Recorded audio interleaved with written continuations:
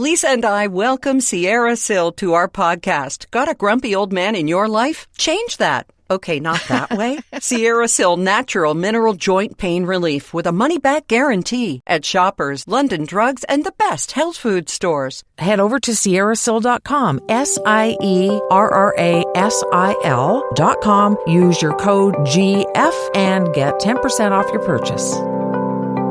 Well, hello there. I'm Erin Davis. I'm Lisa Brandt, and this is Gracefully and Frankly, episode 22. What was I reading the other day? And I think you saw something similar, that most podcasts stop before they even get to double digits. Now, should we have? Yeah, apparently most stop by episode 4. What? Because it takes effort. And if they haven't made $1 million in that time, they just want to quit. Wow. We don't do it for money. We do it for love. So there you go. We do. And before we even get into this loaded podcast today, oh my gosh. Last week was taken off. This week it's put it on. We just want to thank Envy Pillow for making sure that you don't have to pay to listen to us. And it doesn't mean it's not of value, but all you do is just go to envypillow.com, learn more about them. And we tell you a little bit about them right off the top, too. The other day I was shopping for clothing and I bought an outfit made of tinsel. And I'm like, I don't know what this is. Not tinsel. No, TENCEL. And it's environmentally responsible, of course. Okay. You would expect it to be if Envy Pillow uses it. And biodegradable, all these great things. And they use these fibers in their pillow. And you can wear it. You can do all these other things. It's an amazing, environmentally sustainable, wood-based fabric. And this outfit that I bought, apparently I can just wash and hang and it's going to just look perfect. I'll let you know. But it's wonderful that it's also in the pillow because they use an environmentally responsible production process. It's compostable, biodegradable, all these wonderful things that go along with the copper and the other natural latex and things that go into your Envy pillow. So it's just another reason to love Envy, along with, of course, supporting your neck and keeping your face from getting all squished like I'm doing right now. Yeah. And recommended by dermatologists and other professionals, and now with tinsel. Yay! I'm thinking as you're saying this, it can have every ingredient on the planet, but is it comfortable? Yes. And yes, it is. And there's a 90-day guarantee that if you don't love your Envy pillow, send it back. They'll send it to a shelter and you will get your money back. So they have got you covered.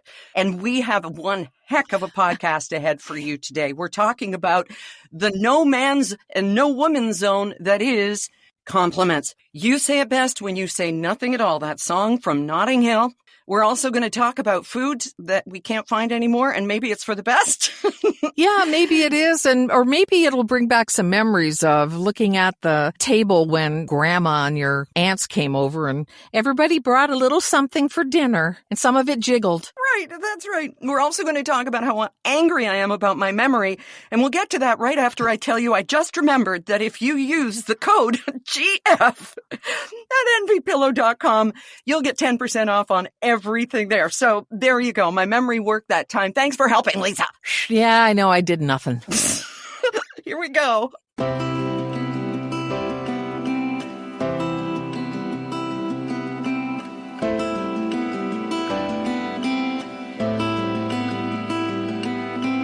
Wow.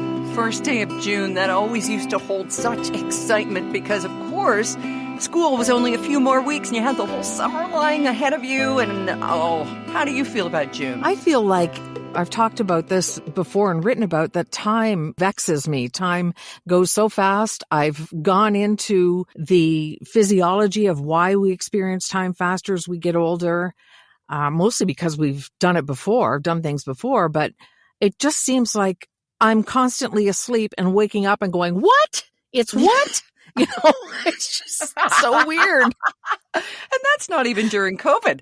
I mean, COVID is still ongoing, but it's just life, and you go on Facebook and suddenly your friend's baby is driving and time just seems to just scoot so fast. And I just like it to slow down a bit. Yeah, honestly. And one of the things that you told me about that study about time that really stuck to me is that time does go more quickly as you get older, because we have less of it left. I mean, we're getting closer to the finish line. I don't want to start the podcast today on that kind of a downer, and it's why we want to take in experiences and really do things instead of the day-to-day. But creating memories when you're losing yours, and I'm saying this half in jest because I know that Alzheimer's and dementia are such a real part of people's lives and their loved ones. My own dad, who this month will turn 90, we will go visit him and he won't remember, but we will remember, right? Yep. But the thing about the memory, I woke up this morning so mad at myself. I was sent an audition a couple of days ago. Because you and I both have voice agents and people who try and get us work. And I woke up and saw an email from my agent for another audition. And I went, oh no. Because you see, I had remembered yesterday, which was so full of so many things, that I had an audition and I had to do it by last night. So I said, hey, Google. Oops, I'm sorry if I made anybody's device go off there. But I said, hey. And I said her name. Half the time I'm calling her Siri, and so she's giving me some sort of a response about a song named Hey Siri, and I know she's being sarcastic. But anyway, so I told Google to set an alarm for 9 p.m., and then I knew at 9 p.m. if I hadn't done the audition, then get my butt into the studio, do the audition. So what happens? The alarm goes off at 9 p.m. And I go, well, let's see. I've got this ready to go tomorrow. I've got the podcast with Lisa, and that's all prepared. And I've done this and this. And I thought, well, look at me. I didn't need that alarm after all. So you forgot what the alarm was for. Oh, I needed that alarm. And thought, hey, home run. I've already done them all. I don't need the alarm. No. Trust 3 p.m. Erin to know that 9 p.m. Erin is just going to be over it all. You know, it's like the uncle, what's his name in It's a Wonderful Life, 2 weeks in a row for that reference, who had the string tied around his finger to try and remember. Right. So you need an alarm and a string. And a smack upside the head. You're not the only one this is happening to by far. I mean, I can't tell you how many times I think, oh, and I'll just tell Derek that after these people leave or this thing happens or whatever. And then I'm just sitting there with a complete blank. Yep. No idea what it was. It seemed important. I have no idea. Yeah. Rob has this trick where he puts his wedding ring on his other hand so that when he looks down and goes, where's my wedding ring? He'll go, oh, yeah, that's why I did it. But I'd look at my hands and go, not sure why I did that, but let's put it back on the other hand. So honestly. Well, I've said before how I remember things sometimes when I'm walking around by going back to where I remembered the thing. Yes. And that works great. But if I haven't moved.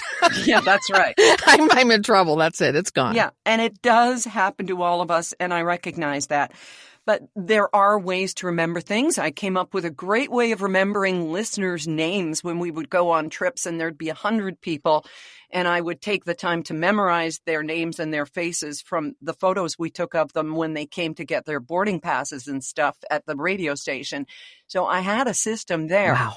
But I put that aside with the other things that I no longer need when I left that job. But there's got to be a better way. Maybe it's just straight up writing on my hand. I used to do that when I was on the air. I would write C as in get carrots on the way home or something. And I'd look down and go, what is that?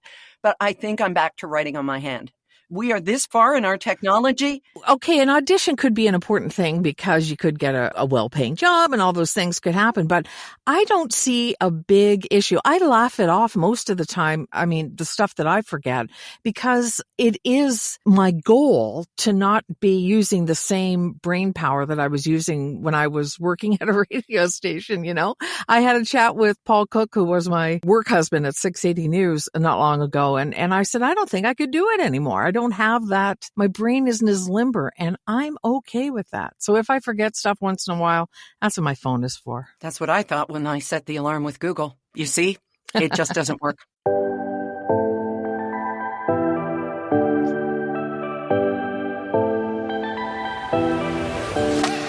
It's funny how we will have topics that we want to discuss on this podcast, and then when it's over, we'll go, oh, we forgot to talk about this, or we forgot to talk about that. But I always write it down, and I've got that list of other things we want to get to at another time. And appearance. Appearance has been on our list for weeks and weeks and weeks. And in this case today, it's going to be, what do you say if anything at all, about a person's appearance, if it's changed or if you like it or whatever. So lead us into this. I don't know where to go. Well, I put a story on our Gracefully and Frankly Facebook page about a singer from the UK. Not familiar with her, but she's put on about 35 pounds and people have been criticizing her for it. And here she has polycystic ovarian syndrome and the weight has come on because of that. This goes along with having this particular syndrome and how, she's like, just don't talk about people's weight. Just don't say anything because it's hurtful. It's something she can't do anything about. And people are commenting on it negatively. And by the same token, a woman who listens to Gracefully and Frankly said, people think it's okay to say to me, hey, why don't you have a sandwich? Because I'm so thin. People are thin for a variety of reasons that they can't control, including metabolism, cancer, other illnesses where they can't put weight on. So you have to be careful. And it just seems like a field of landmines if you're going to talk about somebody's body. It really does. And there are so many angles to this. And I would say in the case of this singer, I think of Adele and how when she lost a bunch of weight because she wanted to, people came after her. It's like, we loved you the way you were. How dare you leave our group? And that's what Oprah went through, right? Because she made a huge deal about losing all that weight. And whenever you do that publicly, then you become the target from here on in because you've said, okay, everybody, you can talk about my weight now because I'm the one with the wheelbarrow full of lard or whatever that was. Yeah. And so for every pound or ounce that she gained back, now, mind you, she had already alienated a huge section of her audience who said, I love Oprah. She looks just like me. So you're damned if you do, damned if you don't. Yeah, and I think that's probably why it's safest not to really say anything. I don't want anybody saying anything about my body. I've been on so many diets over the years that I used to just light up like a Christmas tree if somebody said, have you lost weight? Which is what it's great. It was wonderful. But then I would put weight back on and somebody would say something. Not many people, but there would always be somebody going, wow, what did you eat or something? Some drunk cousin. Somebody said that to me once at a head table. At a head table, I was emceeing an event and whoever was sitting next to me said, oh, are you sure you want that dessert? And at the time, and I just laughed it off. But of course, I've let it go. It's only been 2 decades, right? Yeah.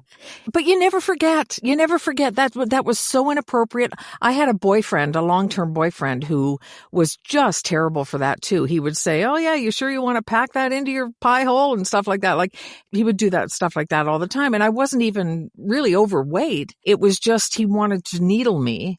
And he knew that was a soft spot, literally. Yeah. A way to get to me. That's terrible. Nobody should do that. Does this all come back to our parenting? And I don't want to go back to blaming mom. We're not here to bash mothers, although that was what my mom said when she first found out that I was in therapy. She said, oh, it's just going to be a whole bunch of time talking about what your mother did wrong. My mom said the same thing.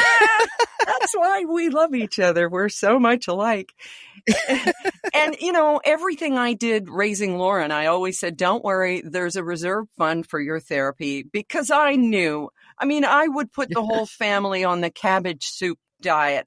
I would keep things in the fridge and none of them were whole fat because low fat was the big thing at that time. I honestly thought that Snackwell cookies were good for you. And everybody knows they are still garbage. They're garbage. It was margarine. It was never butter. Yeah. It was ridiculous things that I was doing with the best of intentions, but with the worst outcomes. Damn it. But that's the thing, Erin. You did it with the best of intentions. You're a smart woman and you're being involved in topical radio. You're up on the latest things going on. You did the best you could with the information you had at the time. It's so easy to look back at a book, at a diet, at anything and say, well, that was ridiculous. But that's hindsight talking. Yeah. You did the best you could at the time. And Lauren was a smart, healthy, wonderful young woman with a brilliant head and her shoulders, and no harm was done to her, I don't think. And that's the thing we have to understand about our parents and their parents is that, unless they were monsters, they did the best they could. So yeah, we ended up with some messed up ideas about food. My mom was one of those people who would take a paper towel to her pizza before she ate it. Oh. And she was just, if there was any fat on anything, it was an absolute horror. It wasn't just remove it. It was like, call the fire department. Yeah, it right. was just, Yep. But she was trying to keep us from having hardened arteries and whatever else. And right. But I did damage her. You see, as soon as she got into her rebellious stage, which she never had, I mean, she was a wonderful, perfect kid. Only thing we fought about was food. And as soon as she entered her rebellious stage and started working at Starbucks at a young age, she would drink all the free drinks and her weight went up 30, 40 pounds. And it was her big F you to me because she knew that that was my thing. She and her boyfriend at the time would only eat at McDonald's. She went completely the opposite. And I realize now what a terrible mistake I made, making what I called garbage food the forbidden fruit. What are your parents most against? Well, I'm going for it. And it wasn't drugs and it wasn't alcohol. It wasn't promiscuity or whatever. It was, I'm going to eat this because it makes them crazy. So that's my fault. Well, but Erin, she did that for a while. That was her rebellious phase. But my rebellious phase was going under the bridge in Smithville and smoking pot after my mom said it would give me brain damage. Oh, yeah, I'll show you. She may have been right, some people might say, but what were we talking about? Right?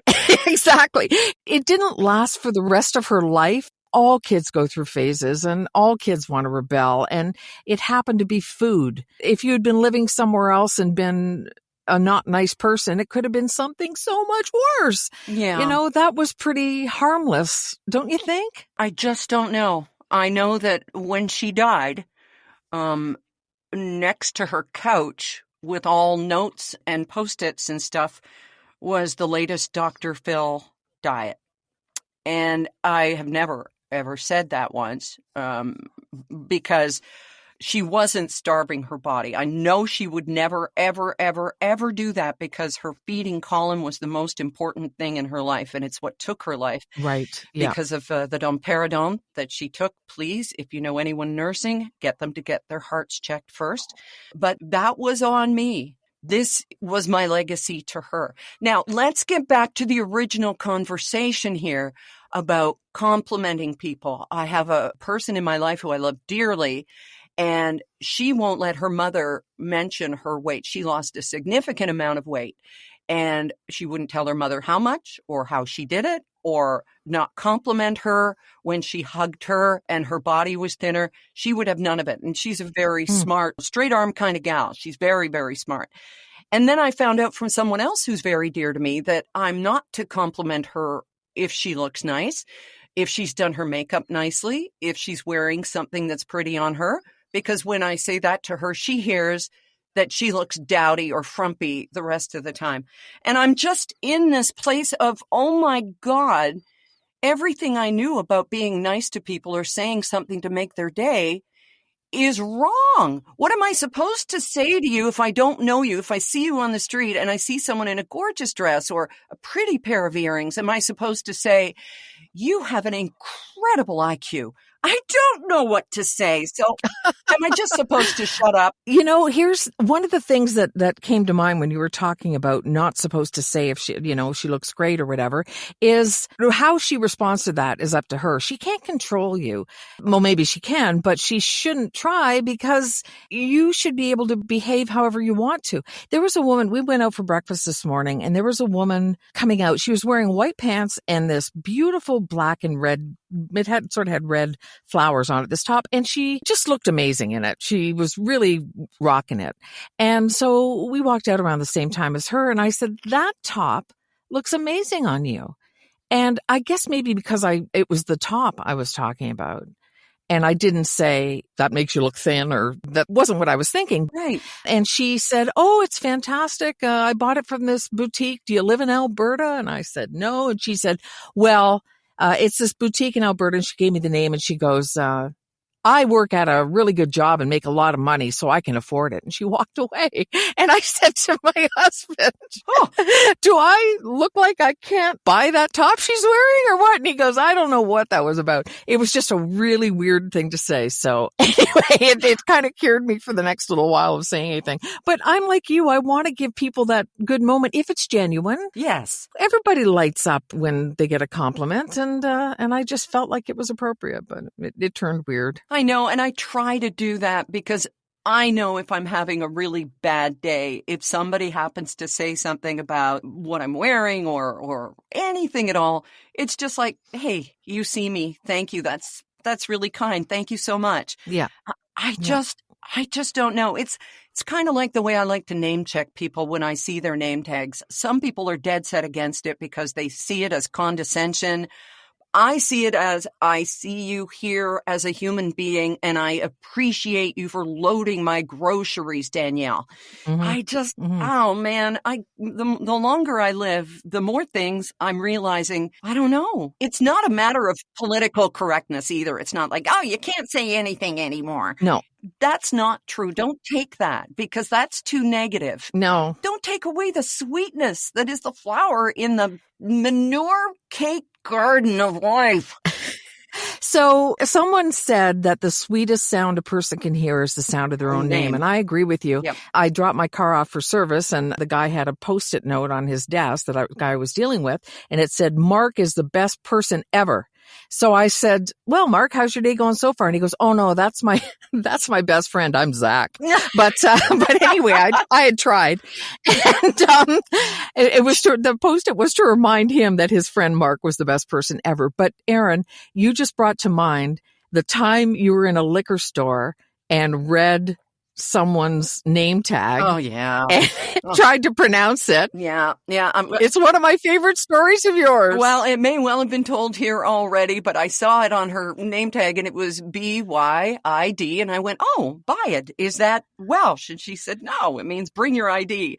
And it was just, that's just how I fail. But not for lack of trying. Oh, my God. So, Lisa, what are we to do?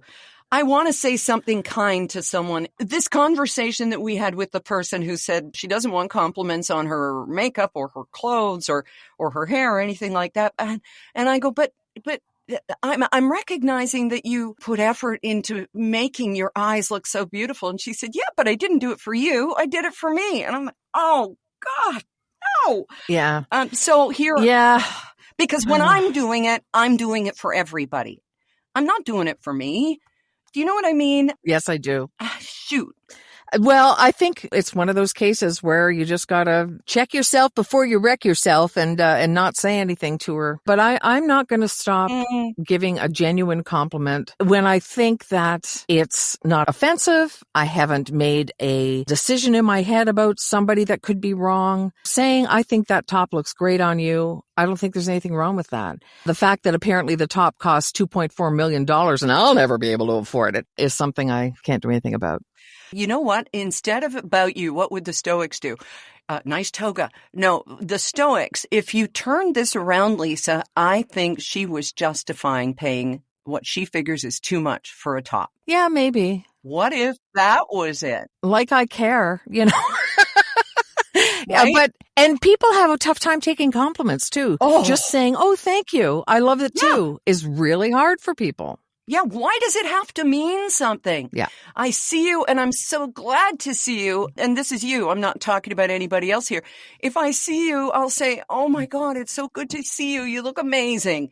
And to me, I don't care if you're 40 pounds heavier than the last time or 40 pounds lighter. I will mention the 40 pounds lighter because you and I have such a weight thing between us. Right. It's one of the things that weighs heavily on us because we know each other and we know how we work and we struggle and how it matters to us or not, you know? Yeah. But okay, so my daughter-in-law has a through the fence neighbor and he says to her the other day, he said, is your mother-in-law okay?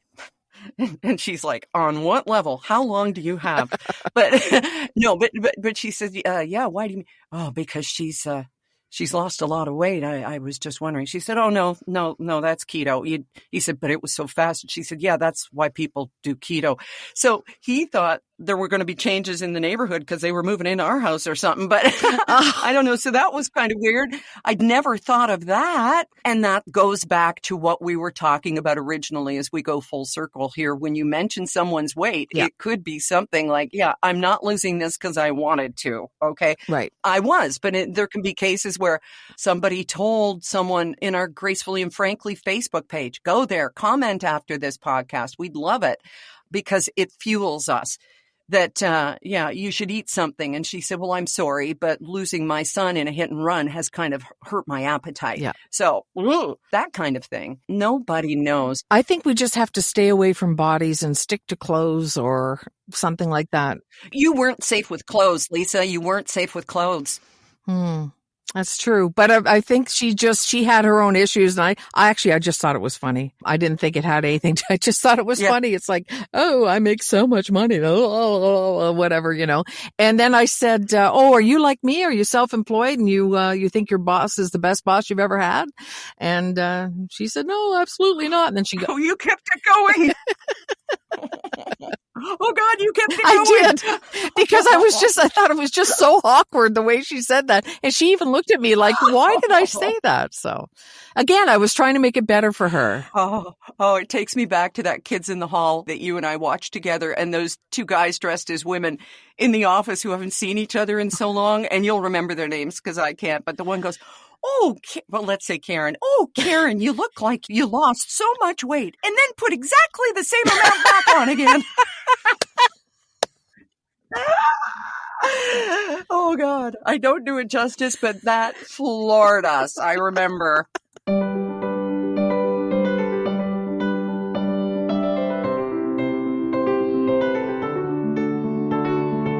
Talking about foods and what we used to eat and what we don't eat and what your mom used to sop up with a paper towel and that sort of thing. There are foods now that people don't understand why our generation, boomers, I guess, ever liked them. Like putting fruit in Jell-O. Everybody's mom would use a bundt pan and make some sort of fruit Jell-O thing. And you'd get a little bit of Jell-O and a little bit of fruit. And if you were lucky, maybe they'd throw some Cool Whip on it, which also people don't understand anymore. Right. And celery, like an aspic salad, or olives were in there, or God forbid, but cut up meat. Why?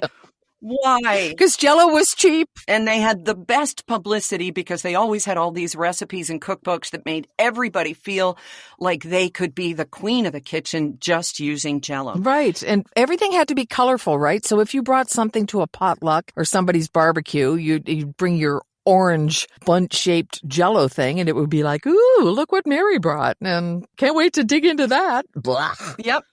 Is there anything in your family that you guys would eat that if you told other families about, they would have no idea what you were talking about or why your family liked it? In our case, my mom would buy chicken giblets or giblets, and it's not the livers, but it's gizzards and bile ducts. You can still find them for like $3 or something. It's just the stuff nobody eats. But she would dredge them in flour and spices, then deep fry them. And we would sit around. They would have cocktails or whatever. This was a special thing for our family in the living room with toothpicks and eat these crunchy, chewy, mostly flavorless, but really, I have such fond memories of that. And how do you ever explain to people? I guess it's just proof that if you deep fry something, it's going to taste good. Fried chicken giblets, I have no idea why. Wow. Well, the only thing that we ever had that people turned their nose up at was ambrosia salad. Oh, sour cream, marshmallows, fruit, sometimes coconut. Oh, I love ambrosia. So do I. But the fact that it was served with the main meal and not a dessert is something that baffles my husband and other people who had come over to have dinner or whatever. It was surprising to some people if it wasn't part of what their family made. But my Aunt Marg always made it. And after she died, one of us always made it and brought it because it reminded us of her. So yeah, we had a fruit salad. My mom would do this with a can of pineapple chunks and fruit cocktail. and whipped cream, and then mayonnaise. I always thought mayonnaise ruined it because it added that tartness, but that was the whole idea, I guess. Fruit salad was always part of our feast dinners, and I always thought it was a dessert too. A hangover Derek had from his parents' Depression-era upbringing is raisin pie. He loves raisin pie. It's his favorite thing, and we know nobody else on the planet who likes it. So I will bake him one, or if it's in season, the market down the way makes them and freezes them. But usually I bake it, and I have to freeze half of it because nobody will eat it. Is it like a butter tart? Yeah, it's like a giant butter tart. But it grosses some people out for some reason, all the raisins, and they will not touch it. So he's quite happy with that. But he loves it. It's his fave. He wants it for birthday and everything. So. And at the risk of grossing people out, there are a few restaurants here near our little town of Sydney, which has a more senior population, who still do fried liver. And my mom would do liver, not often, thank God. But when she did, it was with bacon and onions and maple syrup. And I'm thinking, if you've got to cover that sucker up with that much flavor, can we maybe reconsider eating it? Sometime when we were kids, Erin, something came out that said we should have liver once a week or every 2 weeks to build our bones or something, because my mom just suddenly out of the blue started making it every week. And she would smother it in this pineapple sauce, again, trying to make it palatable. And it never was. It was horrible. And they must have read the same magazine article or something. While she was boiling broccoli for 2 hours until it was limp mush, she was giving us liver. But again, she was doing the best she could. Yeah, boiling vegetables. That hopefully is a thing of the past for everybody, losing all those nutrients and stuff.